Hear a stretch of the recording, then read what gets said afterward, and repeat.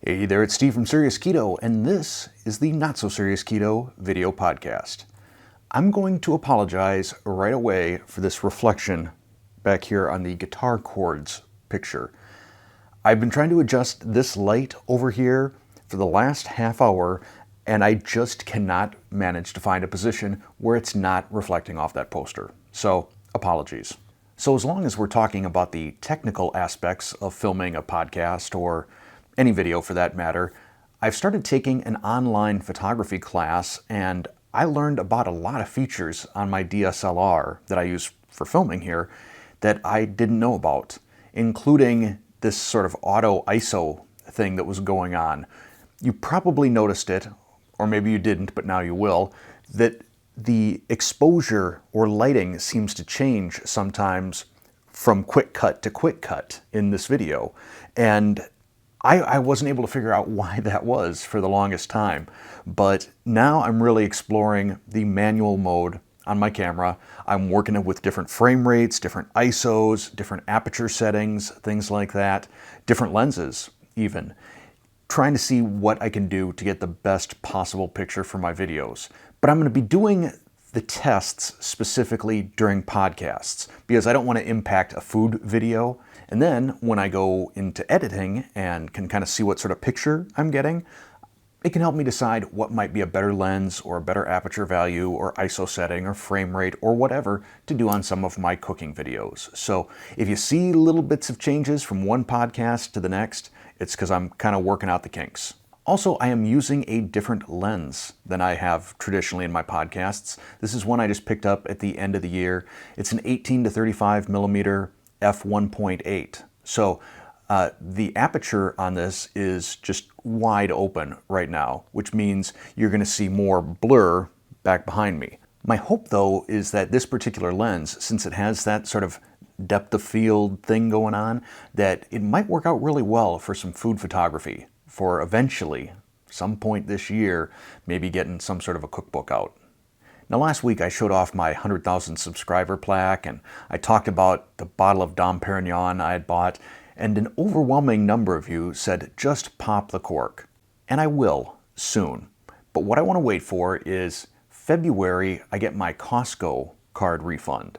And that then could allow me to purchase a new bottle of Dom Perignon that I can save for, 200,000, 250,000 subscribers or some other milestone or important life event.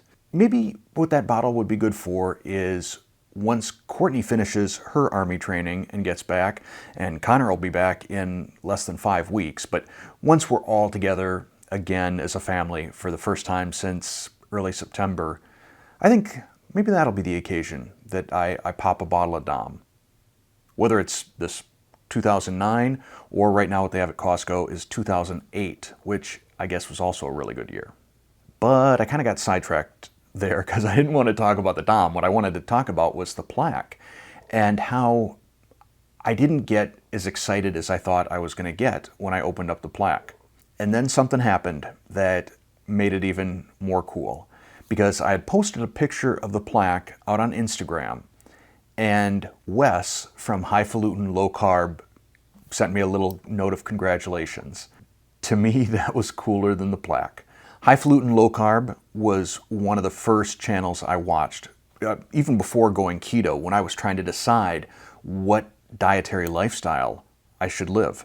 Whether it's paleo or Whole30 or Mediterranean diet, I was looking at a lot of different things. And I wanted to find something that could convince me that keto was a lifestyle that I could maintain.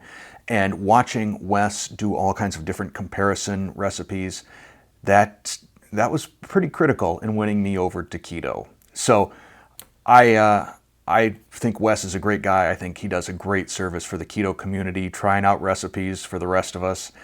I hope that if he ever tries out one of my recipes, that it turns out well for him, because I would be really sad if he didn't like one of my recipes. And to kind of continue this theme, I often get asked, what do I do for a living?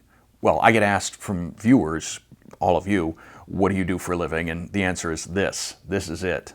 I'm either going to be successful at this or I'm going back to corporate America and be not happy, probably.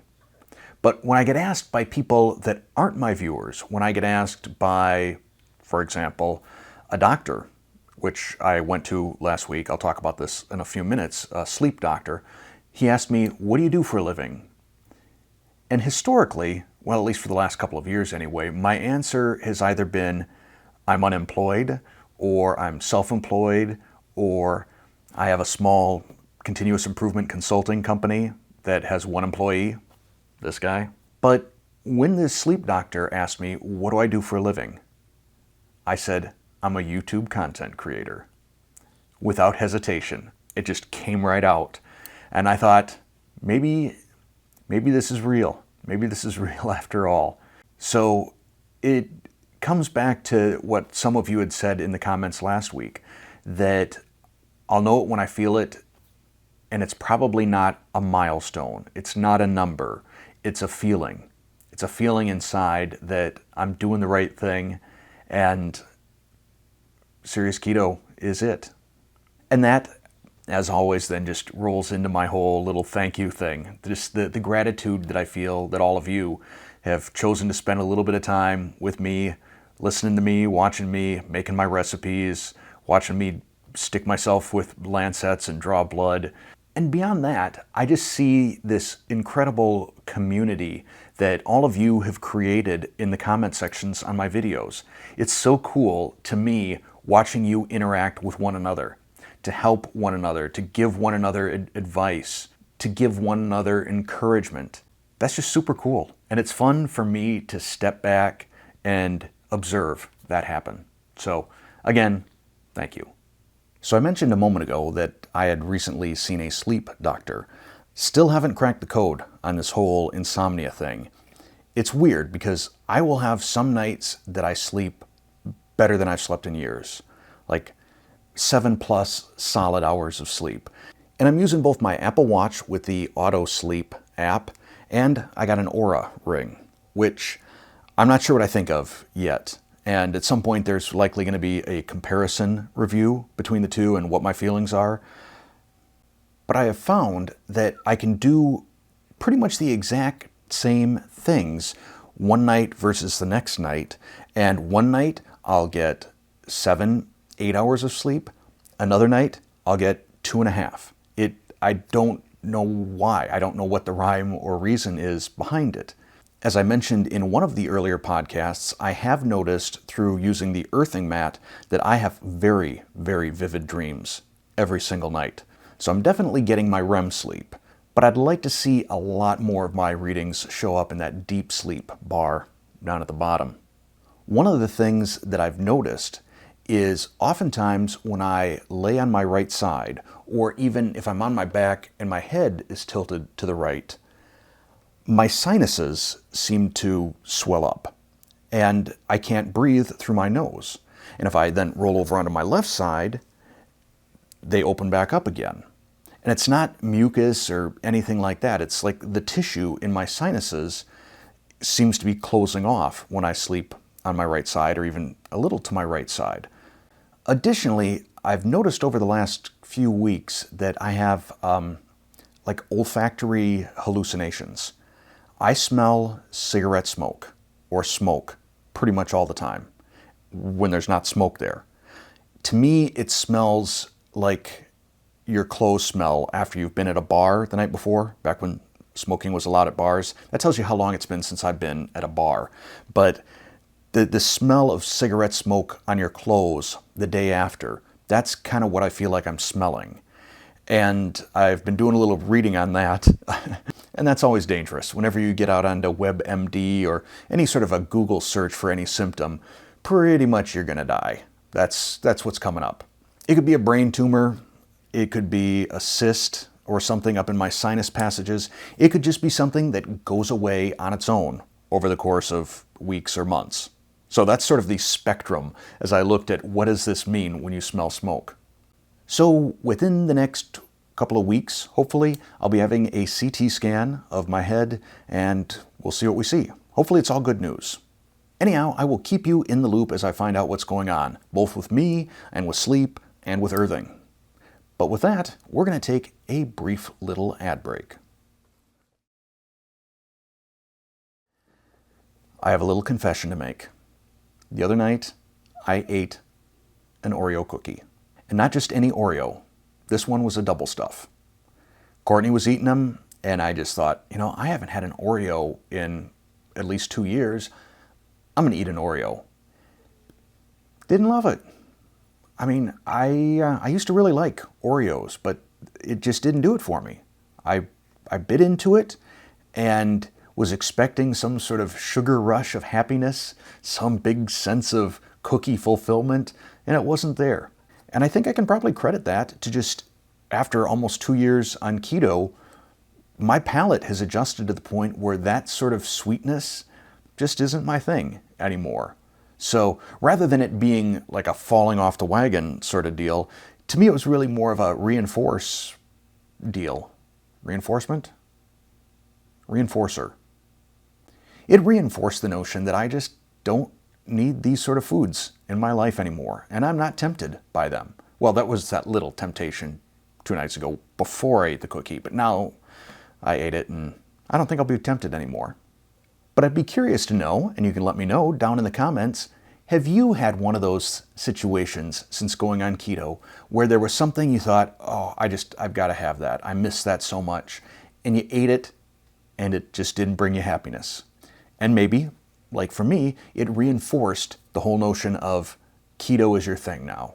And that's that Oreo, that's the old you.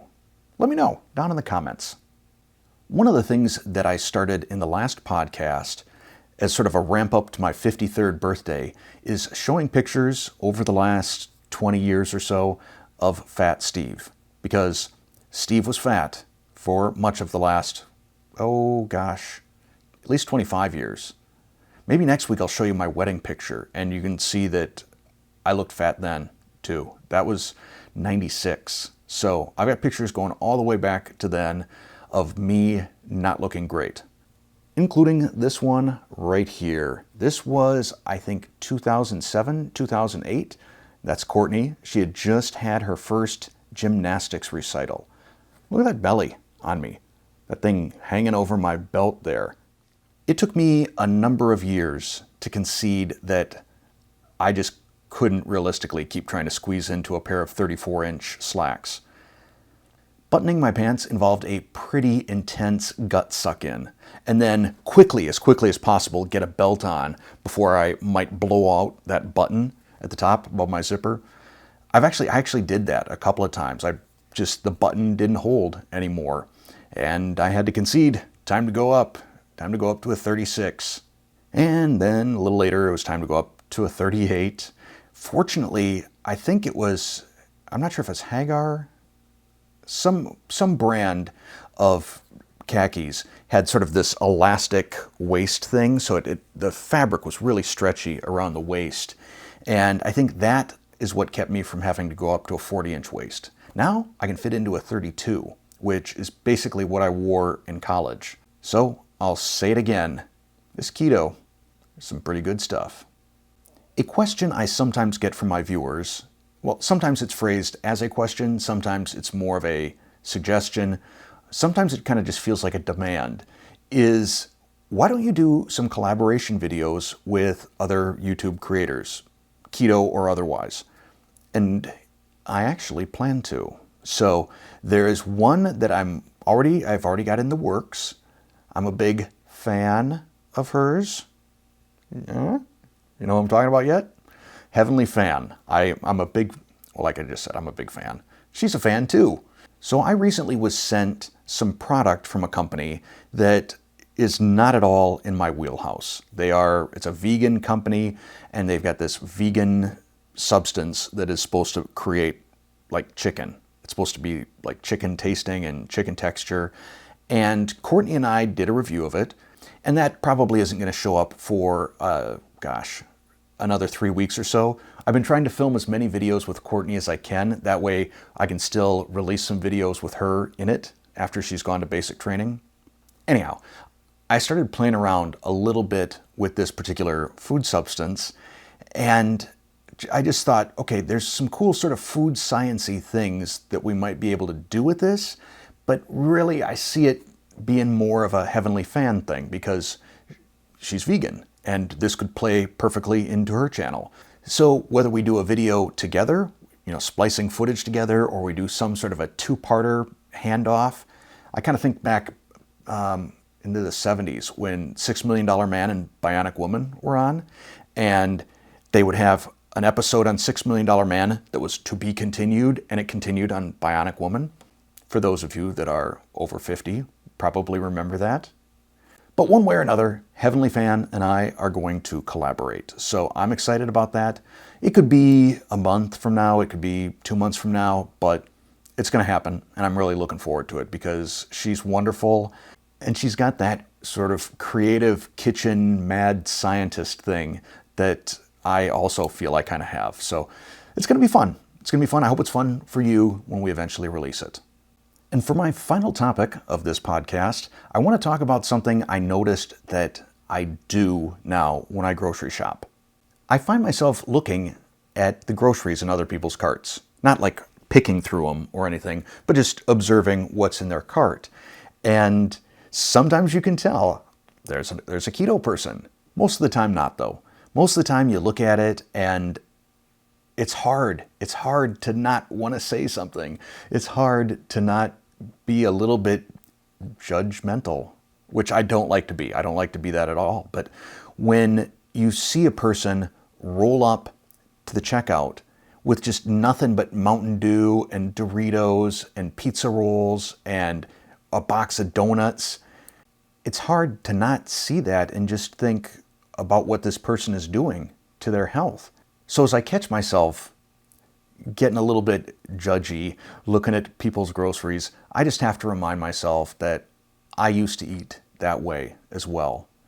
And hopefully at some point they will find the truth. You can fix so much of your body through diet, whether that's keto or some other variety of low carb, just getting rid of so much of this trash food. So I'd be curious if any of you ever have this same sort of thought process when you look at someone else's groceries, or if you've noticed someone that's clearly keto based on the content of their grocery cart and said something to them like, "Hey, keto? By the way, do you watch Serious Keto or listen?" And that is it for this podcast, as always. Thanks for watching or listening.